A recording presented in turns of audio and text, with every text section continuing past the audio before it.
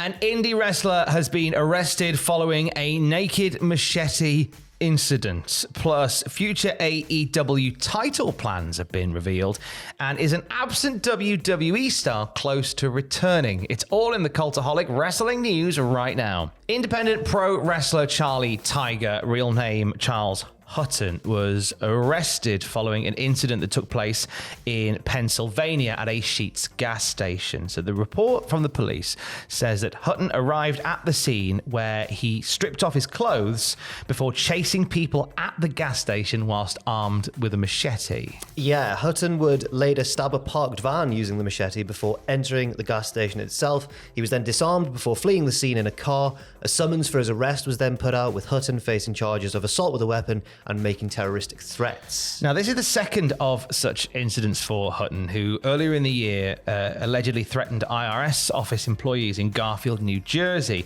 for which he faced terroristic threats and reassisting arrest charges as well. GC owner Brett Lauderdale replied to a tweet online which talked about this case, suggesting that Hutton could do with a support system around him. What did Brett Lauderdale say? He kind of argued back at this tweet, saying, "I assure you, Charlie has a strong, loving and caring support system that is aware of what's going on now and has been going on for some time. People have been, quote, doing something and trying to do more on a daily basis. This is not a case of, quote, no one doing anything about it." So quoting things from the original tweet there and saying, no, it's not like that. Actually, he does have a support system around him. When we have more details on this, we will let you know more at cultaholic.com. Some news regarding Miro and CJ. Yeah. It's not of the wrestling flavour. I know a lot of people are waiting to see what Miro, in particular, his next move will be. But some good news for those two away from the ring. Yeah, they're back together, basically. TMZ were reporting today that they have renewed their wedding vows after spending several years apart. They broke up in late, well, the public became aware of their breakup, I suppose, in late 2023, 7 years after getting married, and they started apparently talking again last June. A divorce filing was revoked by Miro in July. What has Bobby Lashley and Liv Morgan said about all this is what I want to know. Because I'm intrigued to get their thoughts on the matter. And Ziggler. Yeah. And The Rock was in one promo segment implied to have been with Lana as well. Vince McMahon hated seeing those two. He'll be the most furious of all. He'll be livid they're back together. But look, love wins once again. We send our best to those two. AEW Dynamite tonight. You may have noticed a lack of real plans for Dynamite coming through as opposed to normal. There's a reason for that, which we will touch upon. But we have had some plans put forward for the future regarding the AEW International title, now held by one Kenny Omega. Yes, so Tony Khan announced on social media that an international eliminator tournament will get underway tonight on Dynamite. The winner of the tournament going on to face the champion, Kenny Omega, at AEW Dynasty. The entrants in the eliminator are Orange Cassidy, Hechicero, the Beast Mortos, Ricochet, Katsuyori Shibata, Mark Davis, Mark Briscoe, and a wild card, Tom. Oh, will this be Mike Bailey? This is gonna be Mike Bailey. Shout. I would love it if it was Mike Bailey. That's a good show. It must be Mike Blimmin' Bailey. Well, that all begins or tonight. Big Boom AJ. I'd take either one. Get Big Boom AJ in that tournament. Different styles of wrestlers, but both with their own merits. Because once again, Big Boom AJ with the biggest reaction on the pre-show of the pay-per-view last weekend. You can't argue, can you? You can't argue with it. Big Boom AJ or Speedball Mike Bailey. One is a technical master that absolutely knows his way around the ring. The other, Speedball Mike Bailey. There it is. There it is. He's stayed at my house. He's fine with that. Now, Dynamite's plans have been through the mill a little bit, as has been reported by The Observer, because normally by this point we'd have a little bit more of an idea as to what's to come for Dynamite this week, but we don't, due to a lot of people from Revolution, a lot of the players from Revolution being banged up following their matches. Consequently, there'd been some changes to what's planned for the show tonight. We know that Mercedes Moné suffered an injury to her larynx during the match. We know Momo Watanabe suffered a knee injury as well. Obviously, Will Ospreay and Carl Fletcher coming out of that steel cage match in quite a way. Tony Storm and Mariah May bleeding for Hollywood in their absolute banger that should have headlined the show, in my honest opinion.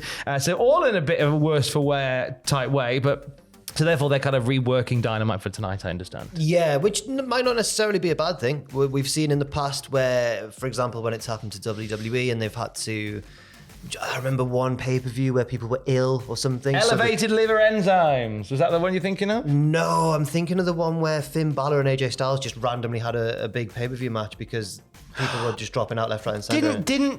Was it meant to be the Demon versus Sister Abigail? Possibly, yeah. And then I think something happened with Bray. He wasn't able to do it, so they just went, "No, I said that AJ Styles gonna have a banger." I'm not even certain if that was the only thing. That might have been the same show where Triple H was in the Shield or Kurt Angle was in the Shield or something like that as well. It was, So sometimes these moments where bookers are forced into kind of an improvisational scenario doesn't necessarily mean that it's the worst thing in the world, I suppose. But obviously, we hope that everybody who was injured or banged up at Revolution gets well soon, of course. Cody Rhodes looked pretty banged up on Raw. That eye of his looks horrible. Goodness me. Now, obviously, a little bit of makeup's got on that, but obviously Travis Scott took quite a liberty with Cody's face during that Elimination Chamber moment. And it led to many wondering, because Travis Scott was so heavily involved in that bit at the end of Elimination Chamber, whether we'd see Travis Scott in the ring himself. The answer to that question seems a yes, according to one particular AEW star. Yeah, from a strange source, this one, according to none other than Swerve Strickland, who was appearing on Bootleg Kev and talked about Travis Scott and implied that he's ready for a possible in-ring debut. Swerve said, "I was on the golf course with Travis not that long ago. I was on the golf course with him, just randomly on the golf course with him. He was telling me, I'm excited, I'm training with Booker T. This is going to be wild. He was excited, and I said, make sure you take care of yourself and others." That's what I told him. Whenever my friend's excited about a new job opportunity, I always go, just make sure you're careful to yourself and others as well, please, okay? Isn't that how Jerry Springer ended each of his shows? Yes, take care of yourselves and each other. Swerve said this was a conversation he'd had with Travis Scott before Elimination Chamber and, before John Cena's heel turn, which suggests that a Travis Scott match might have been in the works for a little while. So I don't know whether we see a full match from Travis Scott, but I think we see him do something physical at WrestleMania. Cool. Hey, look, Bad Bunny was brilliant. Bad Bunny did Travis Scott might be amazing. That is true. Bad Bunny turned out to be really good. Travis Scott, cool. I just hope he's more... if he does do something, I just want him to look... Right. My issue with him being there in the Cena Rock thing was partly just because it was unexplained and sort of distracted from the biggest... It didn't ruin the angle by any stretch of the imagination or anything like that. But he just looked above it all. He tried... The vibe I got from Travis Scott was like, I'm too cool to be here. But the handy thing is, because he looked too cool to be there, he's quite easy to crop out of most of the photos of Rock and Cena looking badass. Miles away just in the corner, chilling out of the back. You can just crop him out. Jobs are good. And also, I mean, it's a gift, I think, because I think the thing they were going for was to maybe give it some more mainstream pub to go, what's Travis Scott doing in there? Non-wrestling fans would vibe with that. But also, I'll be perfectly honest, the WrestleMania 41 theme tune that Travis is providing is so gash. I think people are going to boo him anyway, so why not make him a heel? Fiend.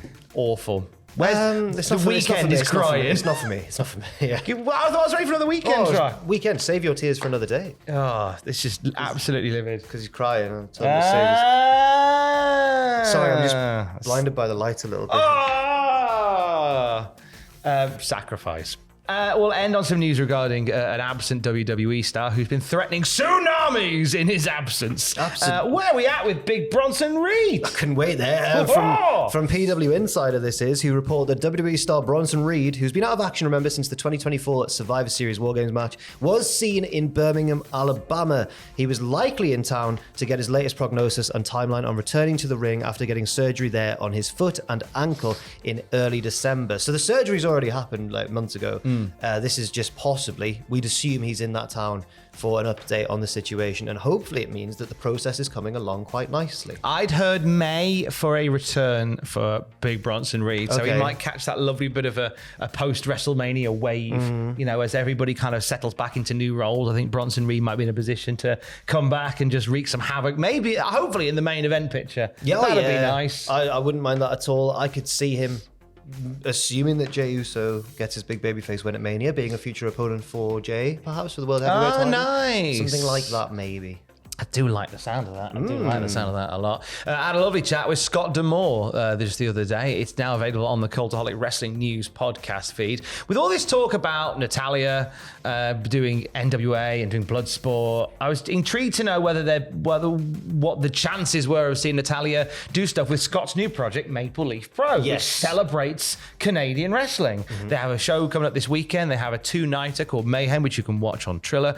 And I wanted to know sort of where he was at in terms of getting new talent there. Scott talks about working with WWE's ID program and what that means to the indie scene as well. Also talk about how the political unrest at the moment between America and Canada is affecting things going forward for his show as well. It's good to catch up with my old boss, Scott. And you can listen to it right now on our Cultaholic Wrestling News podcast feed. And you are twitching soon. I am twitching tonight with Owen Mawson. Twitch.tv/Cultaholic from 6 p.m. UK time.